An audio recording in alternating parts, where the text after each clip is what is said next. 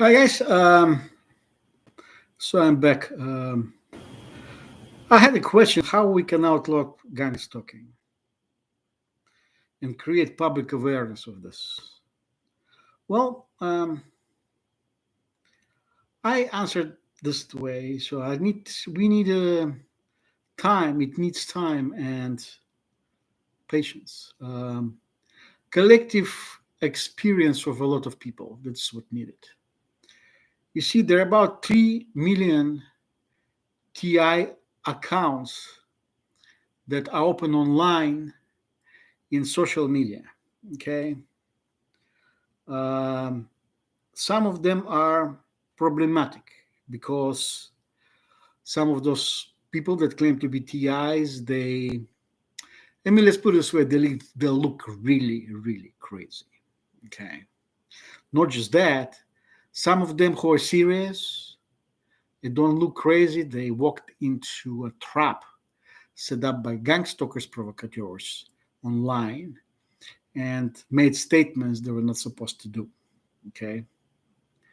For instance, the neuromonitoring, those are unconfirmed technologies. And when people start talking about somebody reading your mind, it's, of course, for all other people, I mean, it's not serious stuff. So, as I said, this way, target individuals, they walked in a trap. I, for instance, tell nobody confirms anything and nobody um, talk about unconfirmed technologies, including me. I don't talk unconfirmed technology.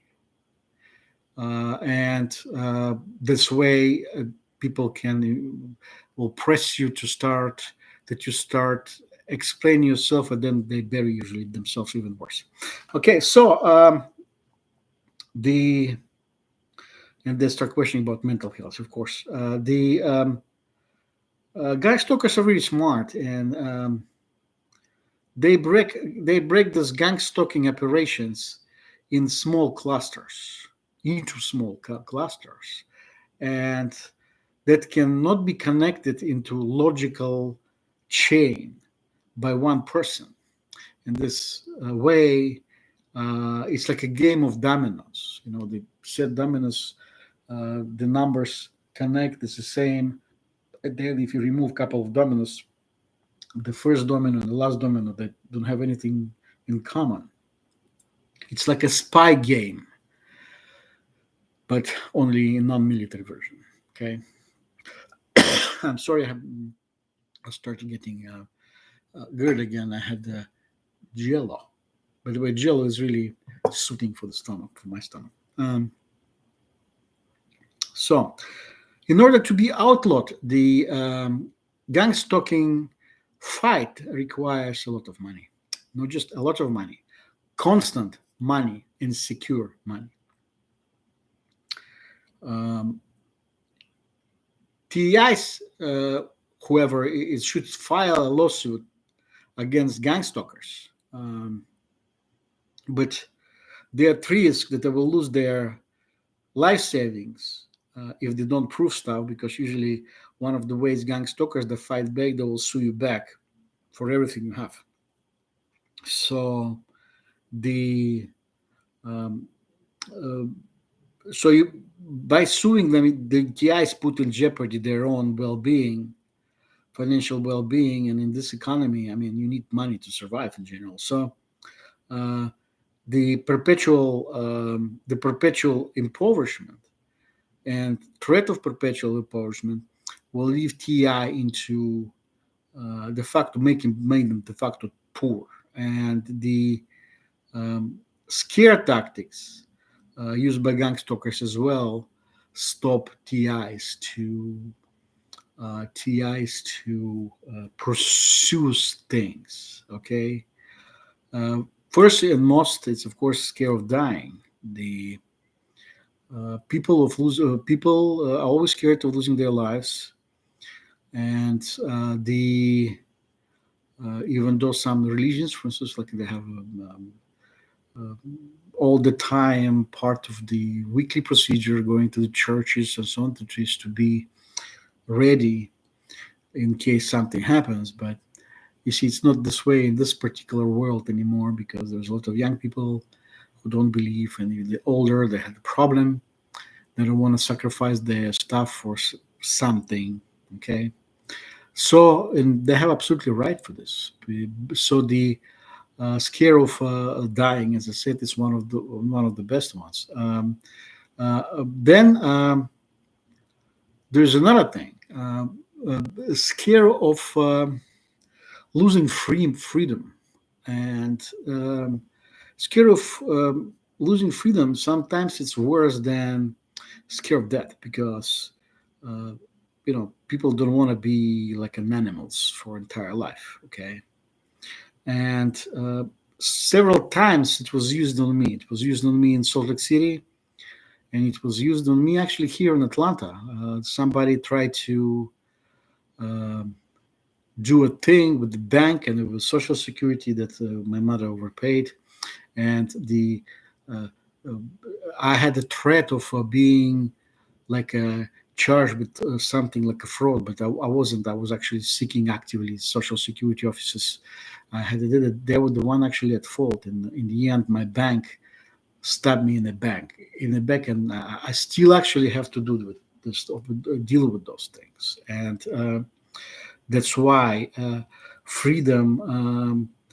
It's one of those things, or the take away of freedom is one of the things that's scary. And then there's another thing. It's actually dying and in captivity. It's the situations when a lot of army people endured, because people, when they're in fighting, like in the army, they go and they die in battle.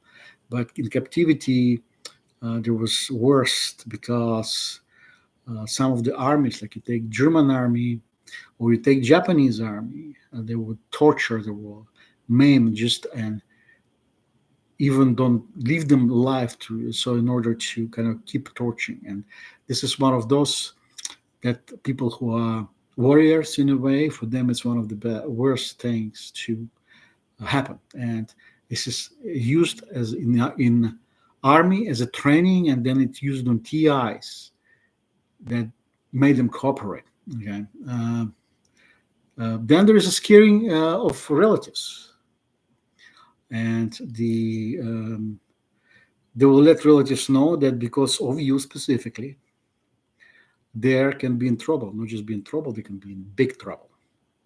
So usually it creates estrangement from your relatives, and sometimes even complete isolation from relatives. You will not be invited anymore for Thanksgiving, or your friends will not invite you for Thanksgiving. They will find out reasons not to and tell you. And some people will tell you directly that you have trouble. And the way they behave, you understand they already had trouble. I had several of those former friends from Salt Lake City that I had. Okay.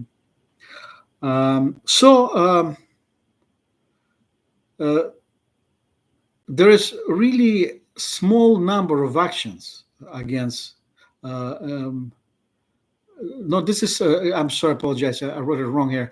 This is only a really small number of actions the TIs can have to fight back. This is what I just read. It's pretty much this is what TIs have to prove and resist, and then it's going to be easier.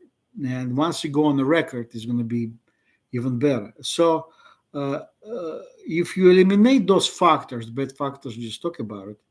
Uh, it the gang stalkers can be bitten in a way, beat up. I mean, not bitten. Bitten is like a snake bites you. I'm talking about they can be sued. They can be exposed, and then you can take them within the judicial system. They will help you. So that's what it is for how do I outlaw gang stalking. But the um, maybe I will add something extra here. Um, all right. As a target individuals, have you found any particular? Yeah. And by the way, I was asked direct questions like, As a targeted individual, if do you find any particular area or a country, city, or state to contain more gang stalkers? No, but they're everywhere. The I live in the United States almost 40 years, and I left not all country, but it was my second country. I was born in Ukraine, but I moved to a country called Bulgaria. And last few months, I was a target of massive targeting. I was a and looks like people there they didn't want me to come back. And the my mother had their money stolen, and um, I wanted to claim them. At the time, I was really big figure for socialist time. It was I will say again, I repeated it in one of those videos that if I would have taken my mother's money that she earned in Africa, um, I could buy 7 3-bedroom apartments. 7. Okay. I would buy 12 cars, one specific version, and then 10 another, and 15 or 13, 14 whatever was selling in Bulgaria at the time. So it was massive number of money, and that's why I was partially targeted. Besides that, I was, as I said, I was part. Uh, I found documents from Cold War time, even though it was 1985. I found Cold War documents from 1981 and or end of 1980, and what some people still don't want them to be opened. Okay, that's one of the reasons. One of the reasons this shit start flying on me since I start talking about it, and um, so this is again one more maybe. Um, so what should I do when you're going gang stalking through workplace harassment? Uh, yeah, what do you do if one reminder? What do you do if you have gang stalking through the work harassment or mobbing or bullying? Just a reminder. I have several videos about it. It's the best thing is you have to keep a good record. Whatever was said when something happens, you're right. This is what was said. This is what this was done. People present. This. Okay, and so this already. I'm just I said I'm reading for Quora what I had to say today, um, and um, okay. Have you ever had a spy? No. Interesting question. Do gang stalker want you to leave the country so they stop? No. As I said, it's can be done.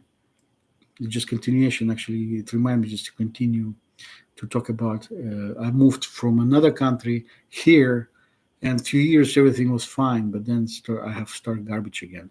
So it means like there is some kind of information system that goes with you, and then being released, and gang stalkers start doing crap again against you. So there's no sense to move to a different country, and I wouldn't suggest because very simple.